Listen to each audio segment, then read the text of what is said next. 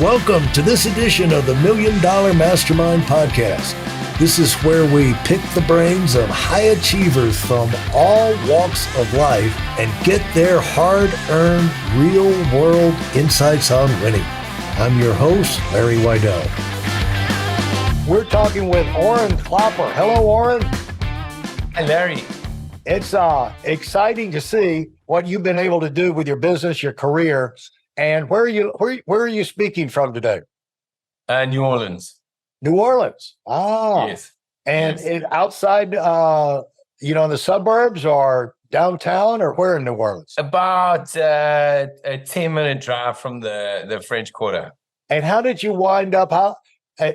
I'm not aware of New Orleans being a tech center, but maybe I'm just Definitely not.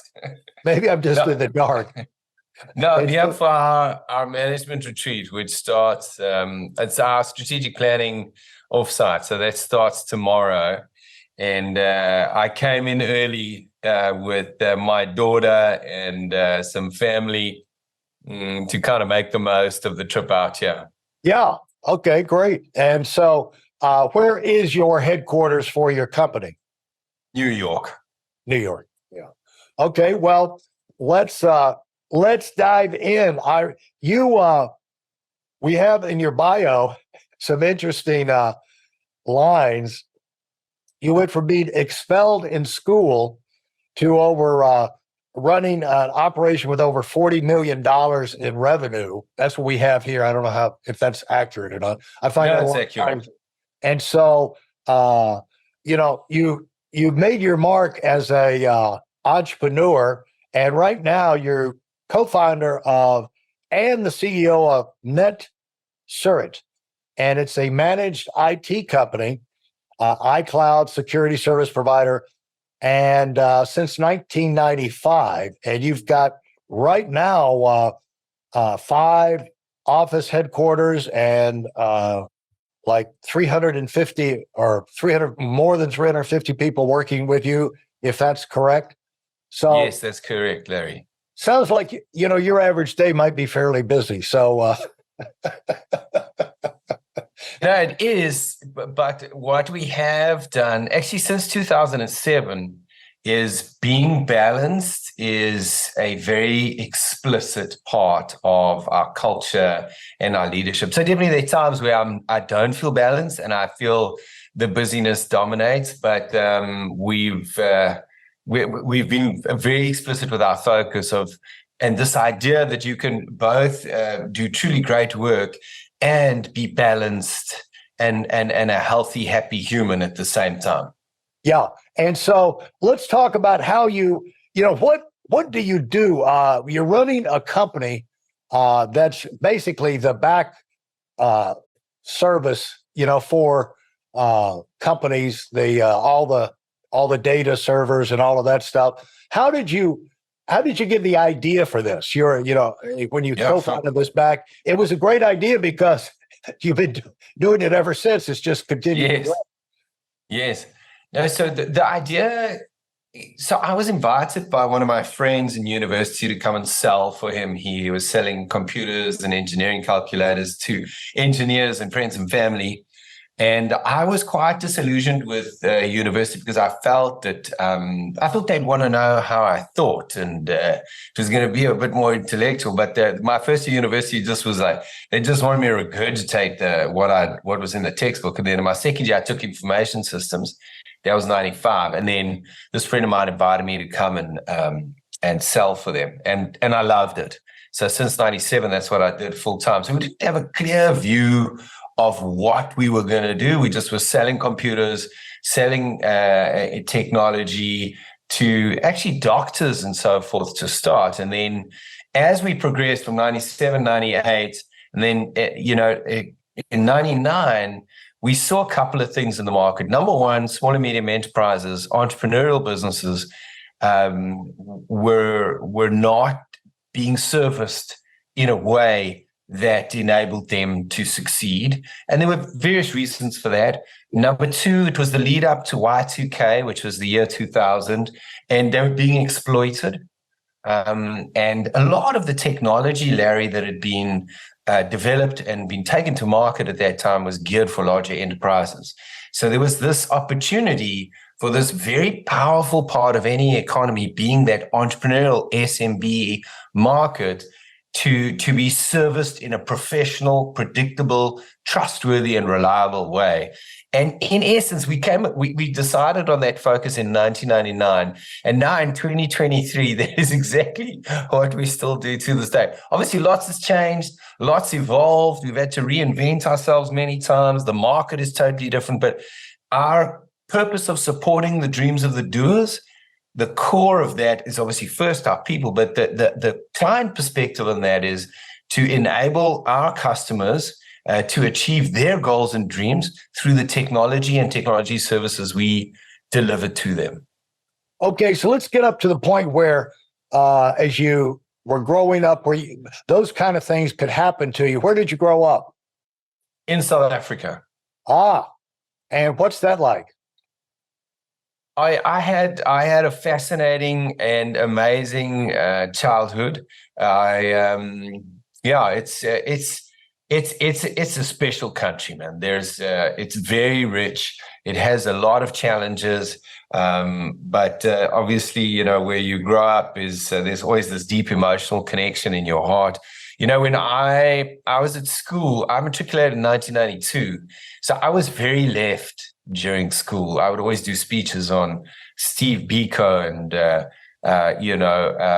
Martin Luther King, and I felt distraught in my soul about apartheid and the history of South Africa. And then in 92, when I matriculated, Nelson Mandela was released. 94 was the first democratic election in South Africa, and I just kind of lost all of that political fire because I just felt it had come right, and I just thought, what an amazing. So that was kind of my sort of childhood to the end of my schooling. I think it has its challenges, Larry, but an amazing country to grow up in, and I feel grateful. And so did you move to the United States, to New York, right off the bat? No. So how that happened was we grew the business in South Africa. We were invited by Microsoft to sit on one of their focus groups. It's called the Partner Advisory Council. That was back in 2004, Larry. And so I kind of bought a new outfit, I kind of had my cut. I got on a plane for the first time, flew through New York to Seattle. And, so that started my love for the United States. And so was doing that 2-3 times a year, learned a lot, made some great friends. And then in 2015, I managed to convince a friend of mine that we should be their managed services partner, even though we were in South Africa and they were in New York. And quite quickly, we closed that deal at 8 Rand, which is the South African currency, to the dollar. And then it changed to 12 Rand to the dollar. So it became what was already a profitable deal. Very, very profitable. We took this into our strategic planning and said, what are we going to do with it? We said, let's grow this. So we managed to close a couple of other customers. And then I'm a member of Entrepreneurs Organization, NYPO. And through Entrepreneurs Organization, I met with another EO member that had a business in New York. And long story short, we ended up buying their business. So I moved to New York only in 2016. When we did that, I moved before we did the acquisition, but that's how our journey in New York started. Well, is there a strong entrepreneurial culture in South Africa? Yes, very, very strong entrepreneurial culture. My dad was an entrepreneur. Came out of the photocopier and fax machine industry. And so I watched him build and sell his business multiple times. And, my mom was a teacher, a public school teacher mostly. But I think if you're an entrepreneur, there is a world of opportunity in South Africa because you kind of have the dichotomy or the contradiction or paradox of extreme poverty, a fair amount of wealth, first world, third world. So it's just, there's so much opportunity, and it's often seen as a gateway into Africa. So I think we enjoyed a lot of entrepreneurial opportunity in South Africa. What were you most interested in growing up in, other than your liberal politics and wanting to get rid of apartheid?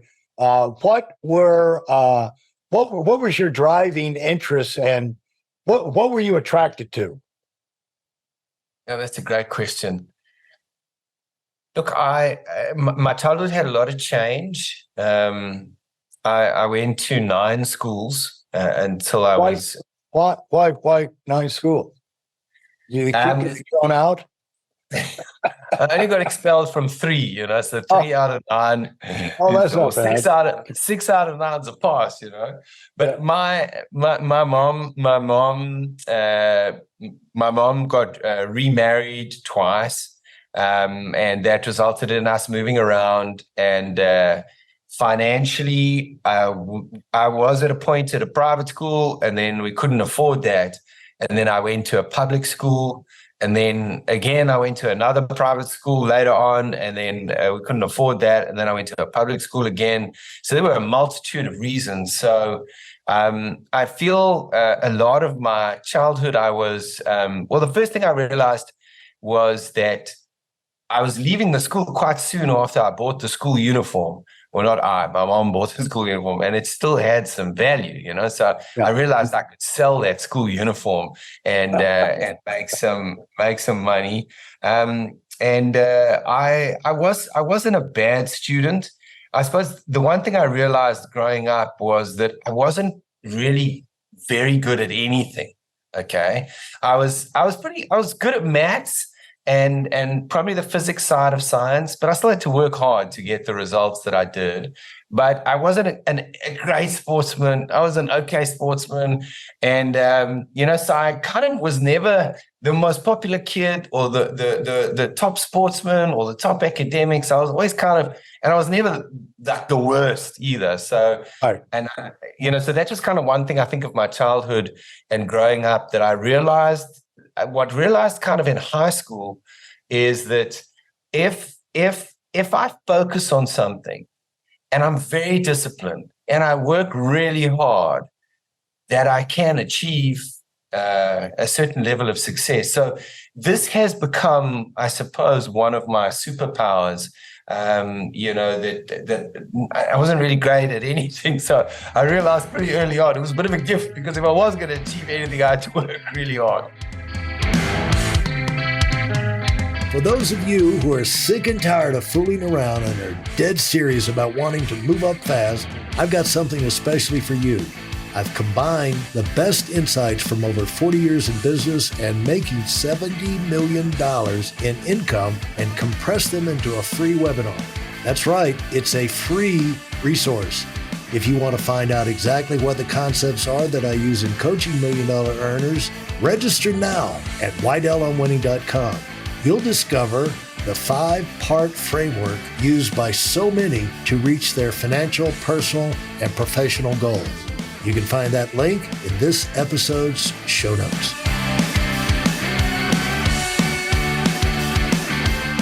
Well, what caused, and by the way, we'll find out how much of a, maybe you're a big sports fan. Didn't South Africa just win the rugby? Yes. Yeah. Yes. Okay. Yeah. I'm a huge rugby fan. Okay, so you're enough of a sportsman to where that was a big deal for you, right? No, I was crazy about rugby at school. The school that I finished at is called King Edward's. I was at boarding school there. I would get so worked up at the rugby games and scream so loud. I was once banned for 3 games by the principal of the school at that time, because I used to get I used to go, wow. It was like the most exciting thing in my whole life was to see that team run on the field and play. So I love rugby, and I loved sport at the school that I finished at. Well, if you knew about entrepreneurs, you would have or if someone had spotted that in you, they would have said you're a natural entrepreneur, because entrepreneurs are people who can get super excited about ideas, you know. And if you see people go through life in a kind of a bland, even, it's nice to be even keel. But if you're going to run things, you got to be able to get super excited so you can get other people super excited about it. And I get very excited very easily. Yeah. So, that was kind of an evidence of your entrepreneurial future kind of coming out early. Did you, what did you go through that allowed you, if you could even remember, that caused you to realize, if I focus in on something, I can get really good results, and to the point that it stood out to you and you noticed it? Do you remember the experience of the project? Or Yes. Yeah. I remember in standard 7, which is I was 12 years old. I turned 13 in that year. Well, so that's the second year of high school in South Africa. My art teacher, Mr. Andrews, who's such a legend there. And I remember, so I didn't take art. You choose subjects after standard 7. So you narrow down, but I was still doing art. And so I went to Mr. Andrews, and we had to do a project, an art project in that year. And I went to him and I told him what I wanted to do. And Mr. Andrews said to me, "Orrin, this is too much. This is not realistic that you," and I just remember this funny feeling in my gut saying, "Damn, it feels really good that he said that." There was something that I don't know, it was just like, and then so I put my head down, okay, and it was basically two African figures, a man and a woman, okay, like this. The man was taller, and then I carved that out of wood, and then I took a wooden log and turned and sort of cut it diagonally like this and swiveled it around so it almost looked like a pipe, like an L. I put a drum on the top here, I put a xylophone here, and I put a guitar on the other end, okay? And then I put that across their heads like this, and then using dell sticks, I made like a crib around them. And it's just the idea of music and unites us, and anyway, and so I got it done, and I ended up winning a local art competition. Really? So it was just, I kind of realized that he thought it was not realistic, and I put my head down and worked unbelievably hard. And not only did I get it, and I'm not actually artistically gifted in any way. That was, I'm telling you now, that was just a function of hard work. That was it. And so I felt, and some person bought it, some international person at a conference ended up buying it. Yeah. So that was kind of probably the first time. Yeah. And that exists somewhere in the world today. I mean, I hope so. I have no idea.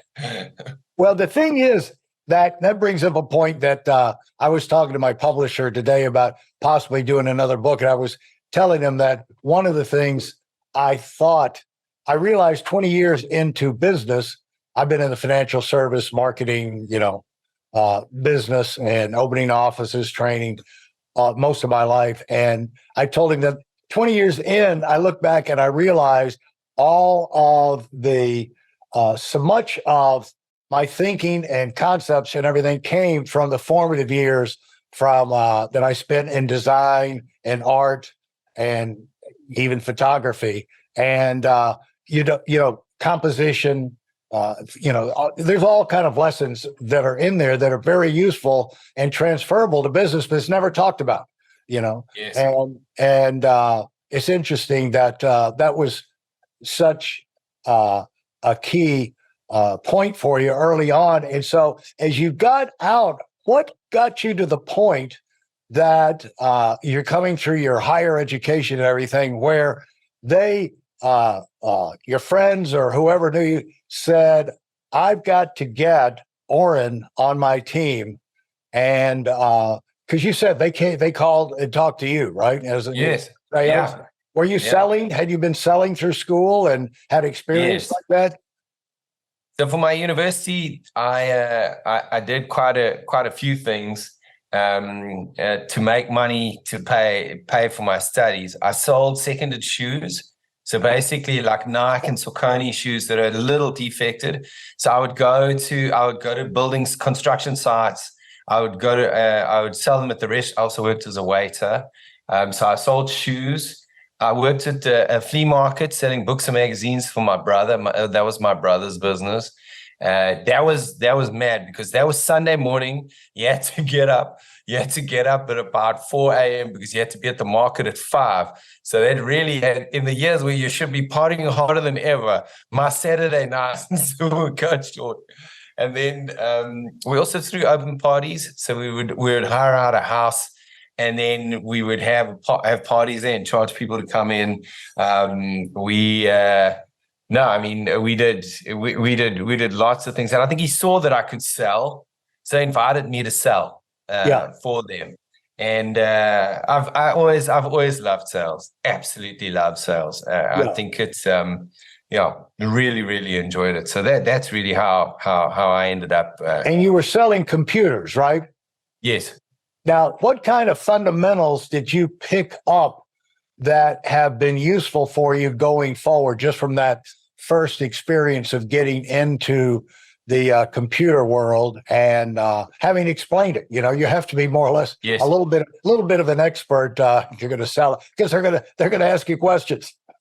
Yeah, no, that's for sure. Yeah. So there were a couple of things that started to become quite clear for me at that time. Number one, there was a fair amount of people felt intimidated by the idea that they didn't understand computers, but they needed a computer.